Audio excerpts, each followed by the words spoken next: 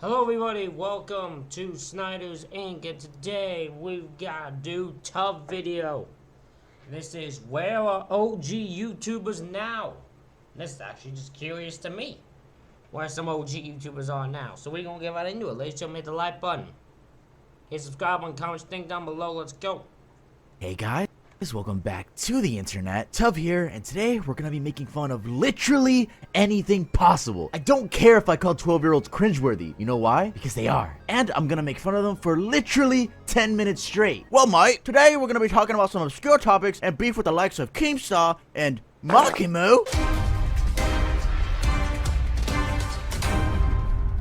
Hey guys, Sky here, and today we're gonna be looking at the butter mod. Butter. I definitely won't let you guys down with horrible decisions I make in the future, okay? Butter. Hey guys, welcome back to another video. I do want to say thank you to the new subscribers. The TikTok surgery video is blowing up like it's going insane. So seriously, thank you guys so much. We got a great start to 2024. I've been calling 2024 2021 V2 because I blew up in 2021 and now I want to have another blow up, and we're almost at 2 million subscribers. We've been gaining a lot over the past month, so Fucking A. Almost at 2 million. Is he still almost at 2 million? Is he past it? Nope, he's 1.93 million. Let's hope we'll get to 2 million, come on! I do got some 2 million subscriber specials planned. And before we do get into the video, I do want to let you guys know that I have a music video coming out on Valentine's Day. So it'll be a premiere for Hachiko. The song's already out, but yeah, I feel like I should promote my song if I want it to do good. But anyway, that's enough about me. You guys saw the title, you guys saw the thumbnail. Today we're going to be talking about where are OG YouTubers. And I actually went ahead and asked on my socials, specifically on my YouTube community tab, and I included a slideshow of specific YouTubers, and you know, some people were like, these aren't OG YouTubers, where's Jenna Marbles, Smosh, Tyler Oakley? And like, I heard y'all. Okay, that's going to be in another video. This is for all my, I guess, younger people, that 2016 era where those YouTubers are now our OGs, but don't worry for the older people. I'm about to say, I'm about to say OG YouTubers are like... Yeah, to me, OG YouTubers are beginning YouTube OG YouTubers. That's, to me, is what OG YouTubers are. And most OG YouTubers that blew up in, like, 2016, whatever, were there in, like, '09 just doing occasional... Like, there's a lot of people I was shocked with that started in, like, '09, but didn't take off till, like, 14, 15, 16. Gotcha with the Ray William Johnson, Jenna Marbles, Smosh. I gotcha. Don't even worry. That'll be another video. There are some really OG YouTubers like from that era in this video because I wasn't planning on making two. But yeah, I'm rambling now. Let's get started with the video. Hey guys, I quickly want to give thanks to Era for sponsoring.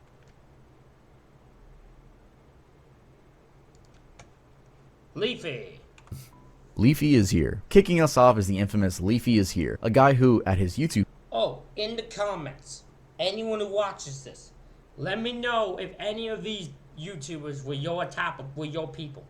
You know, your OG YouTubers. Let me know if any of these people were. Peak had just a little shy of 5 million subscribers and who nobody would have thought would end up fading into oblivion almost like he never existed. And what's interesting with Leafy, whose real name is Calvin Lee Vale, is that he went from an OG beloved YouTube creator to being banned on almost every single platform. But this was all a doing of his own. I mean, it was literally him 100% orchestrating his downfall. Actually, let's start there, where he is now. Searching through the usual popular online platforms, YouTube, Facebook, Twitter, Twitch, etc., it's obvious that he's not really active anywhere. That also goes for newer, less popular platforms like Rumble. And while on these platforms it's kind of hard to tell where he went, I did find a bit of information on his Instagram. His last post there is this screenshot, which is basically a suspension of his Twitter account at about 903,000 followers. That post was made on September 21st, 2023, and the caption is, "See you in 6 months to 5 years when I get unbanned off one of these websites again. Thank you for all the support and money." Yeah, that just suggests that he took a break from the internet, involuntarily of course, and will come back if he's ever unbanned. Now, if you've never heard of Leafy is here and don't know why he was famous, well, it's pretty straightforward. He blew up off creating content, basically harassing other creators, and was walking too close to the fire when it came to YouTube. So much so that YouTube...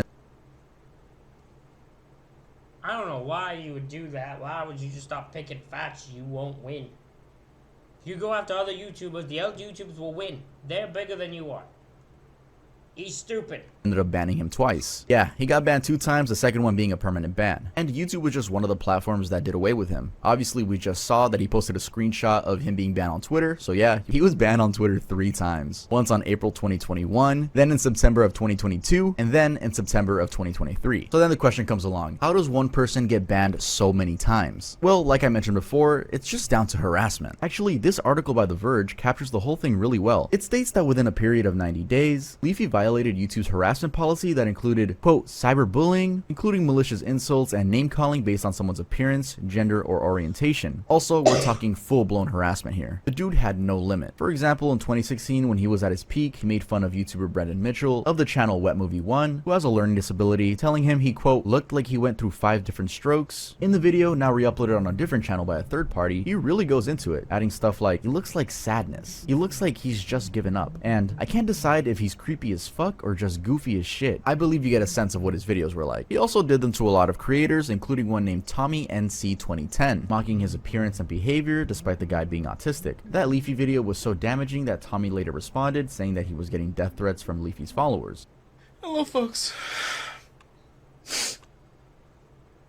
Boy, do I wish that man come after me. I'm the man that that would be Leafy's arch rival. Cause I'll go back. I don't care. I don't care about all you people. How about me? I'm having a difficult time right now because some people are threatening my life, threatening my family, and all I wanted to do was inspire people. Though Leafy didn't know the man was autistic, and I do remember Leafy apologizing in a separate video, though I'm just going off memory. Now, I could go on and on about this because Leafy's harassment reached all crevices and nooks of the internet, including trans/LGBTQ communities. However, one of his hits that stood out were his attacks on Pokimane. A clip of it still exists online, again, re-uploaded, and it's pretty brutal. He attacks her content style and looks, all through even saying, I'd watch Jake Paul vlogs before Pokimane. I'd watch gay for Pokimane. He went on to make 3 other videos about her and also doubled down on the mockery on his now banned Twitter account. Specifically, he took this photo of her without makeup and used it to degrade her looks. Look. Pokimane's looks fine. You know, probably nice lady. Never met her. Don't need to make fun of her. Not worth 3 fucking videos over. Fuck you doing? He apparently made it his profile picture at some point and also called her less attractive than any average person on Twitch. Anyway, Leafy started streaming on Rumble, which still is a streaming service, but it really fell off. Just like Kick is still on, but it's like it has such a bad reputation, which is why I actually ended up moving to Twitch. Like I couldn't take being on Kick, you know, like every Kick clip that comes up on my Twitter feed is negative, and I just didn't want to be associated with that. Anyway, it's not about me. If you want to watch my Twitch streams, go ahead and follow that. And he was I'm not surprised he switched over. I'm not on Kick or on Ring. I'm not streaming anywhere except occasionally on YouTube, but I can't even stream Fortnite or whatever because my friends do it. Can only play like 2 games before they run away and say they don't want to play anymore. almost banned on Rumble, and the dude doesn't even post there anymore. He also revealed what he looks like nowadays. Leafy is an interesting case because it seems like whenever he comes back, people still flock to him, even if it's for the wrong reasons. And I don't doubt he'll make his way back to the internet when There is always negative people who want to cause chaos and want to start shit. That is who Leafy attracts. He just wants to start shit with people. everyone least expects it, but that time is not now, apparently. I don't know. I'm willing to put a bet that he comes back this year. Maybe late this year, but I'm willing to bet he's gonna do something this year. But I guess we'll just have to wait and see. Grade A Under A. Next up is Grade A Under A, an OG who left his fans not only craving for more of his content, but also reliving the 106 videos he had made by the time he quit. He made a bunch of animated rant videos which were loved by many. He would complain about the most random topics and his funny voice made it worth the watch. But where is Grade A now? Well, my theory is that he went to college and got a well-paying normal job. Or I should say normal job, but the internet treating him as some sort of rare animal, which is what I'm doing too. There have been other speculated sightings of him around. We're talking about these people like they're Sasquatch. Someone on Reddit claimed he made a Telegram account, then disappeared. That was just 2 months ago. A month earlier, someone, still on Reddit, claimed to have asked him why he stopped uploading, and apparently Grade replied with just, "My dad." Does that suggest something happened to his dad? Well, no one knows for sure. Still, that same month, another Redditor claimed that this was Grade now. Spoiler alert, it's not, but are the other claims true? Who knows? I mean, it's Reddit we're talking about here. Anyway, in a 20... I don't know. Literally. Reddit don't know nothing. Reddit don't know anything. 17 stream, he accidentally face revealed. And I'm not going to point out myself, I've learned my lesson there. Hello? Excuse me? Wrong fucking mic? Hang on. That's the wrong mic, man. And since we're talking about Reddit, Grade has a subreddit there, r/GradeA_, with about 9,000 members, and they for sure show a lot of love for his content. That's why I said people still relive his videos. This post here is just one example. It was made just 7 months ago, which is about a year and 3 months since Grade had left. I wonder if anyone remembers that he accidentally showed his face. And under it, you can see comments like, his videos were literally works of art in the realm of comedy and rant videos. I would say such a take is understandable for a channel with about 3.77 million subscribers and over 557 million views. And just to be clear, Grade had been making videos since 2013, and once he quit YouTube, he also went cold on Twitter, where he had been relatively active before. His YouTube peak, and this is why he's on the OG list, was in 2016/2017, with videos such as this one, and this one. Also, a very important highlight of his career was the subscribe to scarce movement, making YouTuber Keemstar lose subscribers and promoting scarce and actually gaining him over 200,000 subscribers in under a week. Anyway, that's about it for Grade A's situation. He's off in the real world, probably working a well-paying job, and potentially might even have a wife and family. I'm just speculating though. I'm not gonna go too deep into any of these people's lives, you know, I'm not gonna invade their privacy. I'm just looking at speculations or maybe some certain confirmations that can be found public on the internet. You know, you're not going to see a tough video doxing my favorite YouTubers to find out where they are. Like, no, that's not going to happen. Anyway, let's head on to the next one. Lieutenant Corbus. Back in 2016, Lieutenant Corbus, a rather sensational 11-year-old girl, literally took YouTube by... Yeah, no knowledge of this shit. 11-year-old girl is a master shooter. That's my type of shit right there. 11-year-old girl could play some video games. Hell yeah. I have no memory of this girl existing. Never heard of this girl in my life. In A, that there's children who can outdo most adults in gaming. Love it. Storm after amassing almost 1 million subscribers and building a really loyal fan base doing what most considered edgy commentary. Soph, that's the name she rebranded to at some point, even got featured in some publications with Daily Dot describing her as, quote, the future of YouTube, unquote, and her strategy as, quote, on point. What Lieutenant Corbus was doing was basically making gaming commentary videos, but it was really interesting because this was a 5th grader, you know, making these really witty and adult jokes. She cussed a lot, talking about the F word and the C word here, and talked about extremely controversial things. For instance, throwing her own opinion on the BuzzFeed Canada editor who wanted only non-white, non-male applicants for a job. She didn't hold back even when talking about herself, at one point describing herself as being, quote, a lazy C word for not having videos prepared before she left for a family trip. And I've got absolutely nothing planned. 50% of it is just I'm being a lazy. The other 50% is I don't have anything to talk about, because nothing interesting is going on. See, when you're a YouTuber, you require another source of something interesting going on for you to leech off of and make your own entertaining content. But I mean, who cares if I prepare videos? She got it figured out. She got this whole game figured out. She literally has everything figured out. She literally just said, she's like, look, you need, you know, you be a big YouTuber, you need some entertaining going on so you can leech off of it and make your own content.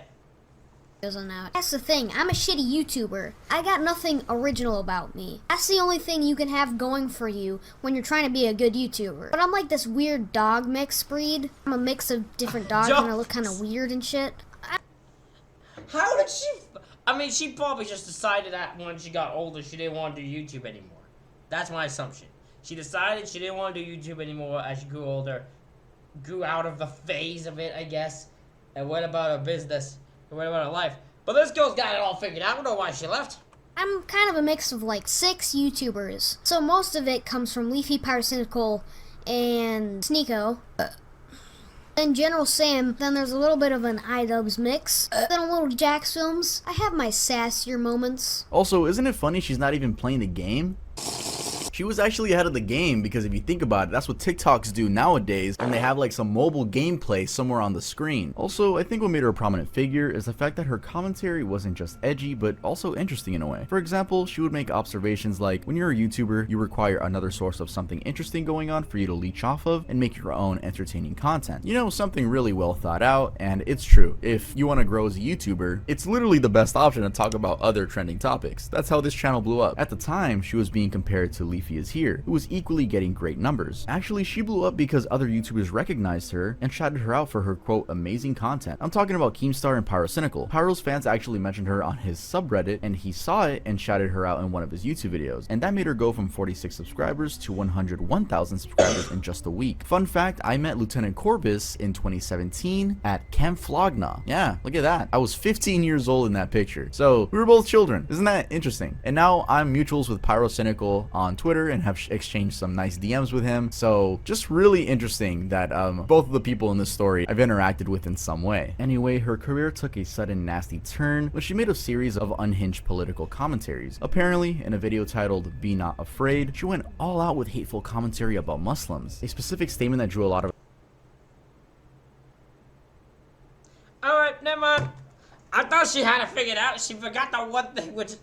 Look, we could say whatever about race, about you know, what you say as a YouTuber. There's just things you don't touch. You don't touch race in any form, and you don't touch religion. There are things you don't say. You know, you want to say stupid shit about everything else, you probably can, but you just don't say anything about that. Of attention is on the screen, which I will not repeat. I mean, it's just insane to think that a 14-year-old held that all in her head, let alone said it, let alone on the internet to a bunch of other people. Still, under the Discord count, Lieutenant, she doubled down on her hate, writing things like these things on the screen. Oh, and unsurprisingly, she made hate into a video series, even attacking the LGBT community in her last video, which was titled Pride and Prejudice. Where there is good, there's also bad, and this is the internet, and this is actually, I shouldn't even say that, this is the world where everyone has different opinions, so yeah, she did have people that agreed with her. Anyway, she got banned from Discord after that, and YouTube took her account down. Pretty sure she got banned from Twitter as well. Ever since the bans, it seems like Soph has disappeared from the internet. No one has heard from her since. She probably grew up, realized she had to say some, realized she had to get off the internet and get her shit figured out. Tobuscus. Next up is Tobuscus, who I already made a mini documentary about in 2021. You should go There's another one I don't know.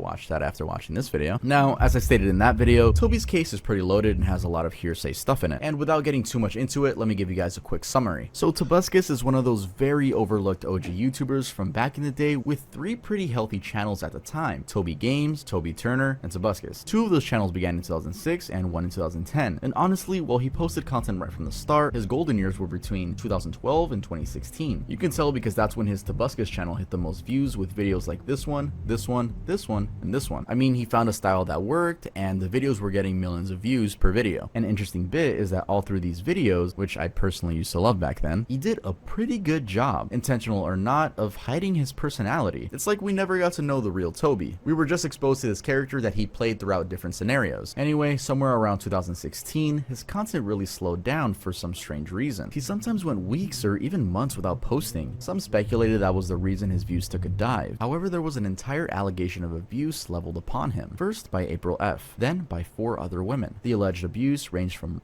to drug use. In my time in LA, I didn't witness Toby taking Molly. I heard him talk about how he used to take it. He's tried to push weed and Molly on me plenty of times. I've taken Molly with him willingly. He always wanted me to take Molly, and the way my body reacted to Molly was literally like it obliterated my stomach. I helped him curb the drug problem. I helped that a lot. I tried to get rid of alcohol, I tried to get rid of drugs. Toby released videos, now enlisted, in response, and the reactions were mixed. Because, again, no one really knew Toby that well. Well, I'm not gonna say because, I'm just throwing my 2 cents in, but I do remember being a 14-year-old at the time and not really knowing what to think because I didn't know his personality. He was just a character on the internet. That's just some food for thought, though. A person I dated a few years ago has just made some extremely serious false accusations about me. And I want to be crystal clear. I've never done anything without her consent. I've never tried to trick her into anything. I read her Tumblr post and I was shocked and I was hurt. These allegations are absolutely false. It is hard when you're a character because you can't then show yourself. That makes sense. You can't show who you are and how you are. And it's really annoying for some people because then when you show stuff like this, they don't know if it's your actual opinion or if it's just your character speaking. You know what I mean? I just wanted to address it. That's all. So yeah, that was a really dark turn for his career because he really slowed down on the videos. And because this is supposed to be a video where we look at where the OGs are now, I did look into him. What I found is that since about 4 months ago, that's September 2023, he has been pretty consistent on the Tobuscus channel with even several videos per month. The views have not recovered though. The latest one I saw had about 11,000 views. Also, he never uploaded a single video on Tobuscus throughout 2022. On Toby Games, he dropped off in 2020 and resurfaced in 2023, but with very inconsistent uploads. On Toby Turner, the story is the same. He had been active with his vlogs up until a year ago, then went away, came back about 4 months ago, and has since just posted 2 new videos on there. On social media, it seems he's fairly active on Twitter, where he rants about everything from advising vegans to eat carnivorous animals, peace in the US, Twitter bots, and more. He doesn't have much engagement though. Also, given he'd previously done film work, he voiced Ant-Man on Marvel Avengers Academy, and played Nerval in the High Fructose Adventures of Annoying Orange, and acted in Bob Thunder and The Great Gilly Hopkins. I checked and I couldn't find any acting or voice acting projects that he has worked on since 2017. In short, while he's been around, Toby Turner never recovered from those allegations. Now, I'm not gonna say whether I think they're true or not because I don't know. But what I will say is just sad that we're in this timeline because I think in other timelines, I think he could have been a really good actor or something in the entertainment industry other than YouTube. But I guess we'll never know. Cryotic. I think whenever we talk about the most bizarre cases around OG YouTubers, Cryotic has to feature on that list. But before I get into that, let's start with where he is now. So anyone familiar with his situation? There's another channel I don't know. There's a lot of the channels that apparently I'm unaware of, which is very insane actually. Knows that he did 2 videos before he went away. One is a live stream on Twitch, which was really more of a meltdown. Tired of fucking hiding the fucking truth of the fucking internet. That's how it is, okay? Jesus fucking Christ, everyone's fucking afraid of like hiding from, oh no, my racist viewers are going to get mad. Oh wow, your racist viewers are gonna get mad? And the other one is this one titled, We Stopped Being Genuine a Long Time Ago. Now, right at the end of that second video, which happens to be the last video he ever posted on his channel, he says, "See you in the next one." Probably means nothing, but that's the first place I looked when trying to see if he's been up to anything worth mentioning recently. You know, like a new channel or a project or anything. But just like the whole of that video, it's been totally dark. As far as I know, based on how far I dug, Cryotic is nowhere on the internet. The last traces of activity around his accounts, YouTube and Twitter, are all from June of 2020. That's of course when the allegations came out, and he sort of voluntarily just stopped making content. Now that we know he's still nowhere to be found, let me recap a bit of his past, just in case this is the first time you're hearing about this dude. So first, the reason he's an OG reaching on the list is because he was really a hit from very early on. He started out in 2006, 18 years ago, and was comparable to PewDiePie. In fact, he did collaborations with PewDiePie, like this one, and many more. And I guess they only split ways, content-wise, as Cry went more into streaming. Making over 2,200 videos, Cry, real name Ryan Terry according to Wikitubia, curved out a loyal fan base that loved his videos and streams of games like The Walking Dead, Vampire, GTA, Left 4 Dead 2, etc., and the infusion of creepypastas and other similar stories. Now, things took a wild turn when on June 17th and 18th of 2020, Cry was accused of grooming. A user named Lady Tia Beanie alleged that Cry groomed her when she was just 16 while he was 22, and that this lasted all the way until she was 18 when things intensified. She also revealed that Cry had been messing with his best friend's girlfriend. Cry responded in the 2 videos that I mentioned earlier, and he admitted to cheating on Cheyenne, the ex-girlfriend, with girls he didn't know were minors. Cheyenne offers proof of Cry telling her he loved her while she was just 16. Cry then posts a statement apologizing for his manic state meltdown video and promises a real apology. Further details of his inappropriate engagements with minors emerged. A whole lot of other tweets then ensued between L&C, Late Night with Cry and Russ, including Snake, Scott Jund, and Russ Money. It's a lot of content to go through, so if you want to dig in a little bit more, this Reddit thread has it all. Cry simply walked away, leaving us with the cryptic, "See you in the next one." H3H3. Next on our list, He still does stuff, doesn't he? As far as I know. is H3H3. This is one of those channels that has been around for ages. Where is H3H3 now? Well, they're actually doing really well. In 2017, they jumped on the podcast bandwagon. I was about to say, they're still doing shit as far as I know. So, yeah, I don't see an issue with this one. It says it's someone who's fallen off. Starting the H3 podcast. With a little over 1,000 videos so far, they've amassed about 2.9 million subscribers and have about 1.2 billion views. Their numbers are overall pretty healthy, with even the streams, which they do every couple of days, getting anywhere from 800k to 1 million views. The same goes for their socials, Twitter, Instagram, and TikTok, where the engagement they get is right up there with any other leading podcast shows. Now, I wouldn't blame anyone who's surprised at H3's success, because if you go back to the original channel, it's just crickets. This original channel, which started sometime in 2011, and which has about 5.2 million subscribers, is just gathering dust, with the last video even posted there being from 3 years ago. The second channel, which is mostly vlogs by Hila, stopped posting about 4 months ago. The social accounts associated with those old channels are also pretty quiet or have pretty spread out posts. I'm talking about Instagram and Twitter. Actually, Ethan's Twitter just seems to be completely purged. They used to run this Frenemy series on their collection of podcasts that would be co-hosted by Ethan and Trisha Paytas. Back in the day, Ethan made a video on the main channel criticizing celebrities and how much they edited their photos online. Guess who was included on that list? Yep, Trisha. Who would have known this would have started one of the most popular podcasts in YouTube history? A podcast loved by many, including me, and was really known for their funny personalities and how they led this anti-David Dobrik movement in 2021. But due to some public family problems, the podcast eventually came to an end after only 13 episodes. She's really upset because she was saying how Hila doesn't like her. Hila says, don't talk about me on the podcast. All I said was you should have the guest. He's like, we can't mention Hila. She doesn't want me to talk about, oh, she's too good for a podcast, even though we were talked about. They never once consulted me at the beginning of the spring. She has a podcast. I brought life to the H3 channel, but oh, Hila's too fucking good to even mention her name. I said nothing bad. I said like, oh, we should have her as a guest or whatever like that. Don't even mention Hila. She doesn't want. That is how you, when you have an issue, you unleash it in the internet. And that is what that girl is doing. And she has had enough of whatever this girl, Trisha girl is. Talked about. Fuck. Okay. I literally don't care. Literally, I don't want to come back because I really hate her. So she always making comments about the family and how. I wasn't. That wasn't it. I said, oh, Hila should be a guest on the podcast. And you're like, don't mention Hila. She's the one we talked about. Oh, a fucking queen. You guys can talk about my shit all the time, but her, don't mention her name. Dumb. Okay.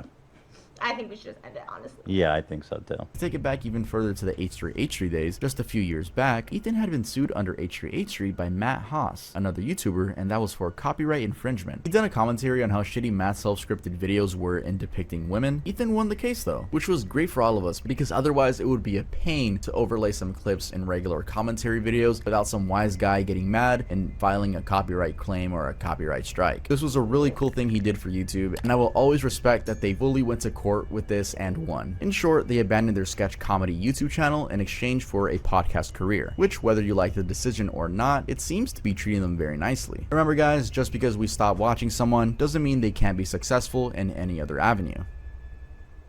Sky does Minecraft. Some creators just This is one that had like allegations thrown at him, I think.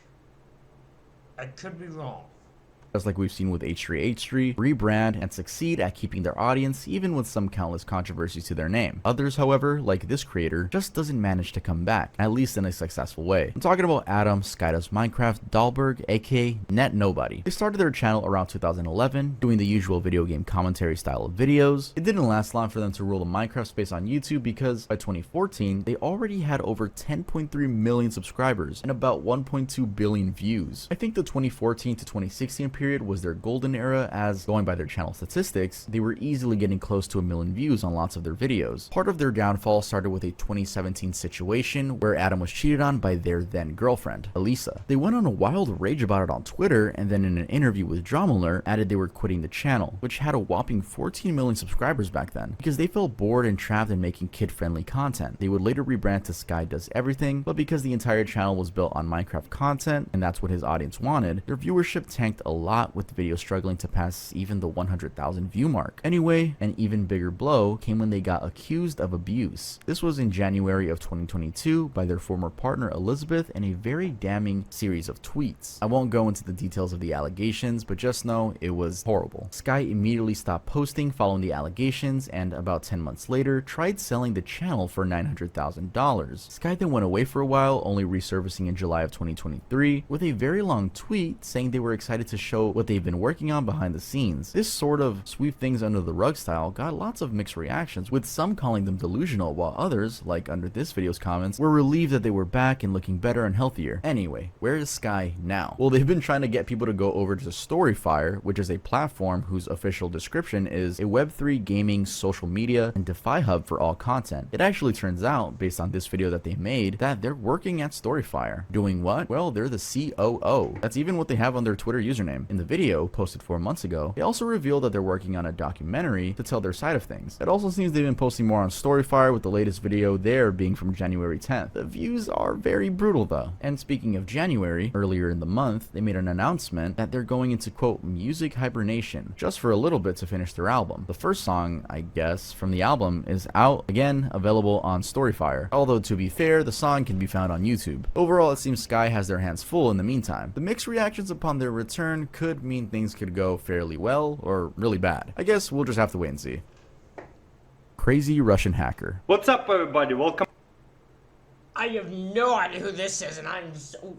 Once you have that name, you have my attention. Crazy Russian hacker. Love it. Back to my laboratory, where safety is number one priority. That is one of the most iconic YouTube intro lines. Crazy Russian hacker. Real name, Taras Vladimirovich Kulikov. Now, this guy used to have an insane number of views back in the day, talking of the 2014 to 2018 era, but then sort of dropped in viewership drastically. And when I say insane views, I really mean that, because if you check his videos from that time, 2014 all the way to 2017, he would easily get over 1 million views per video, with a lot of the videos getting close to the 10 million view mark. His main channel even got 10 million subscribers about 6 years ago. He was just killing it. Also, he was probably the most consistent gadget reviewer at that time, doing everything from sharpening a chainsaw, testing weird things from Amazon, playing with liquid nitrogen, and trying out dog gadgets, to military ready-to-eat meals. And a little known fact is that Crazy Russian Hacker was actually his second channel. His first one, Origami 768, was from 2009 and still exists, though rebranded as Taras Cool. Now, that first channel, Taras Cool, was actually quite successful, with over 3.6 million subscribers and just about 1 billion views. In the rebrand, which happened long ago, he shifted it from origami tutorials to unboxings, reviews, and vlogging kind of content. His main channel, however, Crazy Russian Hacker, has always been a mixed bag of reviews, vlogs, experiments, etc., which makes it hard to tell exactly what happened for the views to drop that much, and that was towards the end of 2018. His views went from in the millions to now not even being able to touch 100K. And actually, that answers the question of where he is now. He's still on YouTube, but he sadly is struggling with views. It's also unclear whether he has any other projects going on, because even on his Instagram, he mostly shares reviews with occasional family photos. That's actually another update. He got married 5 years ago and now has 3 children. Also, going back to his content, one thing I noticed is that he's been doing less of the laboratory videos that people used to love back then. He used to do experiments with products, for example, filling a basketball with liquid nitrogen. He's now more into reviewing Amazon products. And some may ask, well, why did he stop getting views? But I'll be honest, his content is pretty boring, and I mean that super respectfully. I used to love this dude back in the day. Me and my mom used to put him on the TV and watch him, but the videos nowadays, they seem really low effort, and it doesn't keep the audience engaged, and I see why the views dip. For today's video, I got a whole bunch of new gadgets. First of all, I want to show off this Besson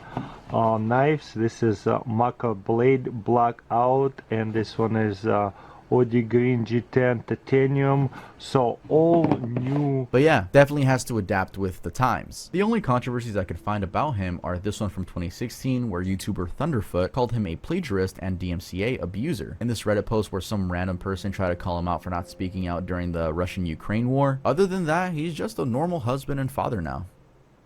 Venturian Tale. This group began back in 2013. Wow, I'm out of a look. Do I know any of the other Heartbreaker and no, I don't know any of these other people. So I'm just gonna be learning stuff. I like learning. And as of 3 years ago in 2021, when they stopped uploading, they had 3,395 videos. They also had 2.76 million subscribers and just over 2.2 billion views. Those are great numbers, but even more interesting is that the channel was run by siblings, Jordan Fry, Sierra Fry, Bethany Fry, and Isaac Fry, and they would play games like Fallout 3, Minecraft, Gmod, Skyrim, and Fallout New Vegas. Jordan led the group. Things were all good, then after June of 2021, they stopped uploading. Fans noticed and even tried finding out why. It would then turn out, based on a very lengthy video uploaded by Bethany on her channel, that it was a family issue around religion. In it, she explains that they all grew up in an excessively conservative Christian household, and that they were made to believe things like sexism, homophobia, and no respect for other cultures and religions. They were kept in that environment, isolated from the world, and they knew that in order to get out, they would have to be the quote, devil. Eventually, something had to give. She stepped out. Essentially, she points out that she was scared to stand out for what was good, like defending against homophobia, and when she turned 25, she decided it was enough. I would be alone. Never had an experience with making friends outside of my... That's insane how religion can do that. Like, the strictness of religion to families can be a dangerous thing. And I know there's gonna be some people like, didn't he say you shouldn't touch religion if you're a YouTuber? Yes. But look, I'm a man wanting controversy is gonna find me at some point, right? Y'all look at me, y'all expecting one day you're gonna hear about me on the internet. Look, those strong family religions are fucking crazy. Most of the time you hear them and they're just, something's crazy about them, nothing makes you question them. This isn't a case of that. Siblings. And as silly as it is, I feel like a child at 25. And I feel like I've never grown or had a chance to be myself or find what I like or who I am or what I believe because I've never had the opportunity. I was pretty much force-fed one belief and one thing my entire life and was told there was no other options. And if there was, or if I ever thought of anything else, pretty much I'd burn in hell. After she left, she was disowned and cut off by her family. Surprisingly, apparently that's the same fate that befell Sierra, her sister, who says she got disowned and everyone in her family stopped talking to her over changed beliefs. And I should actually emphasize that what she glazes over in that video was pretty dark and deep stuff. She talks about being SA'd as a child, being made to feel lesser than men, which greatly undermined her effort to sort of integrate into the normal world, including doing things like getting a job. Which then brings us to where these guys are now. Well, I looked and Bethany, based on her Instagram, has been making anime-inspired art. Her YouTube channel last saw an upload 2 years ago, just like the main Venturian Tale channel. Sierra has been inactive on her social medias, Instagram and Twitter. At the point when Bethany made the damning videos, Isaac had not been appearing as much in videos. It is thus no surprise that his social media, Twitter, is also cold. Jordan has also been silent since the Bethany video. Apparently, after Bethany made the video, he turned off comments on the Venturian channel. What's surprising is that checking his Instagram, he hasn't been posting, but fans have been commenting as recently as just a few weeks ago, begging Venturian to come back. Overall, by the looks of things, it seems like these guys might not come back as a group anytime soon. Yeah, they're a family of different beliefs and different perspectives. So they're never gonna probably be able to be normally as a group again. Not saying it's not possible. Very unlikely.